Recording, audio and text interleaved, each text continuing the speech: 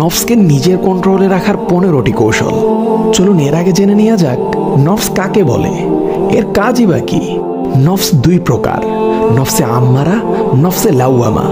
নফসে আম্মারা হলো যা আমাদেরকে অসৎ কাজ করার প্রতি উদ্বুদ্ধ করে থাকে, আর নফসে লাওয়ামা হলো যা আমাদেরকে ভালো কাজ করার জন্য উৎসাহিত করে। আর সাধারণত আমরা নফস বলতে নফসে আম্মারাকেই বুঝাই, যার কাছে আমরা বিজয়ের তুলনায় পরাজয় বরণে বেশি করে থাকি। তাই আপনাদের আজ এমন কিছু টিপ শিখিয়ে দিব যেগুলো ফলো করার মাধ্যমে খুব সহজেই আপনারা নফসের উপর বিজয় লাভ করতে পারবেন।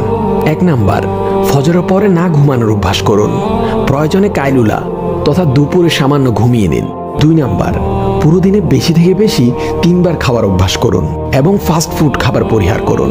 3 নাম্বার, প্রতিবেলা খাবার খাওয়ার সময় যতটুকু খাবার যথেষ্ট মনে হয় এর চেয়ে একটু কম খাবেন। 4 নাম্বার, অপ্রয়োজনীয় কথা বলা থেকে বিরত থাকুন। 5 নাম্বার, সকাল সন্ধ্যার জিকির আজকারগুলো পাঠ করুন। 6 নাম্বার, ইশরাকে সলাত আদায় করার অভ্যাস করুন। 7 নাম্বার, প্রতিদিন নিয়ম করে কোরআন তেলাওয়াত করার অভ্যাস করুন। হতে পারে তা কয়েক আয়াত কিংবা 1 পারা, যে কোনো পরিমাণ। 8 নাম্বার, ঘুমের পরিমাণ কমাতে হবে। 9 নাম্বার, ফজরের পরে কিছুক্ষণ ব্যায়ামের অভ্যাস করুন। 10 নাম্বার, দৃষ্টি অবনত রাখুন। না পারলে ওই সকল জায়গায় এড়িয়ে চলুন যেসব জায়গায় ফিতনার আশঙ্কা আছে। 11 নাম্বার, সোশ্যাল মিডিয়া অ্যাক্টিভিটি কমিয়ে ফেলুন।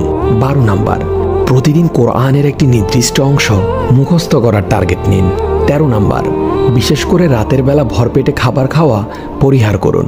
14 নাম্বার, রাতে ঘুমানোর পূর্বে অজু করে 2 রাকাত নফল সালাত আদায় করে নিন এবং ঘুম না আসা পর্যন্ত আস্তাগফিরুল্লাহ আস্তাগফিরুল্লাহ পড়তে থাকুন। 15 নাম্বার ও সর্বশেষ ট্রিকটি হলো নিয়মিত তাহাজ্জুদের সালাত আদায় করার অভ্যাস করুন। আল্লাহ আমাদের সকলকে নফসের উপর বিজয় লাভ করার তৌফিক দান করুন। আমিন।